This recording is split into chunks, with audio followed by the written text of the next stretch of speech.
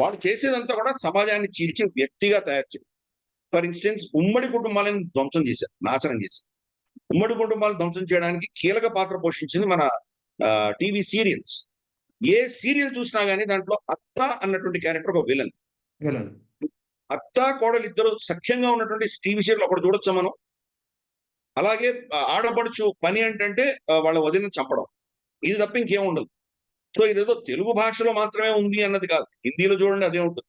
మీకు తమిళ్ సీరియల్స్ చూడండి అదే ఉంటుంది. బెంగాలీ సీరియల్స్ అదే. పంజాబీ సీరియల్స్ అదే. పోనీ మన దేశంలోనే ఈ ప్రాబ్లం ఉందా అంటే కొరియన్ సీరియల్స్ అవే. జాపనీస్ సీరియల్స్ అవే. స్పానిష్ సీరియల్స్ అవే.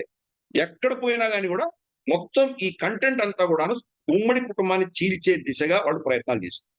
తర్వాత ఉమెన్స్ లిబరేషన్ మూవ్‌మెంట్ అంటూను, ఉమెన్స్ హక్కులు అంటూను, స్త్రీల హక్కులు అంటూను. స్త్రీల హక్కు అంటే ఏంటి?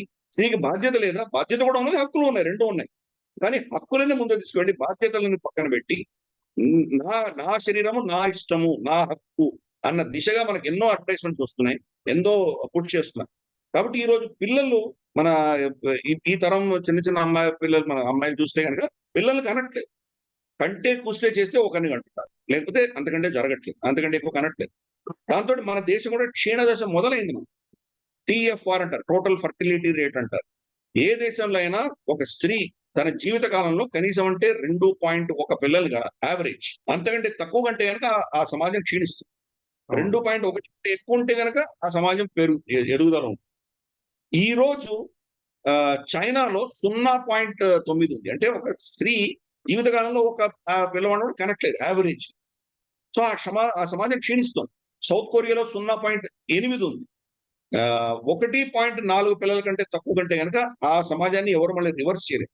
కాబట్టి ఇటువంటి దేశాలు కంప్లీట్ గా సర్వనాశనం అయిపోతున్నాయి. 20 సంవత్సరాల్లో చైనా, కొరియా ఎందుకు పనికి రాకుండా ఇదేదో చాలా పెద్ద ఎకానమీ అవుతుంది, అమెరికాని దాటిన ఎకానమీ అవుతుంది చెప్తున్నారు కానీ అది ఏం జరగదు. అది సర్వనాశనం అయిపోతుంది చైనా 20-30 ఏళ్ళు. మానవ వనరులు చాలా ముఖ్యం కదా! అవేవి లేకపోతే కరెక్ట్. మనుషులు ఉన్నారు కాబట్టే ఎకానమీ ఉంటుంది. మనుషులు లేకపోతే ఏమవుతుంది ఎకానమీ? సో ఈ రోజు అది పరిస్థితి. దౌర్భాగ్య పరిస్థితి అంటే భారతదేశపు టీఎఫ్ఆర్ కూడా 1.9 వచ్చింది. అవును. హిందువుల యొక్క టీఎఫ్ఆర్ వచ్చేసి 1.6 ఉంది. అంటే రాబోయే 3-4 సంవత్సరాల్లో 1.4 కంటే కింద పడిపోయేటువంటి ప్రమాదం ఉంది. అంటే హిందువులు కూడా మళ్ళీ లేచి నిలబడలేనటువంటి పరిస్థితులు మనకు రాబోయే 2-3 దశకాల్లో రాబోతున్నాయి. ముస్లిమ్స్ కూడా టీఎఫ్ఆర్ కూడా పడిపోయింది. కానీ ఇప్పుడు వాళ్ళది ప్రస్తుతానికి 2.1 ఉంది. అంటే సరిగ్గా కొట్టిన ఉన్నారు వాళ్ళు. వాళ్ళు పడినా గాని కూడా మనకంటే ఎక్కువనే ఉంది కాబట్టి కొంత డెమోగ్రఫీగా చేంజెస్ వచ్చేటువంటి ప్రమాదం లేకపోలేదు.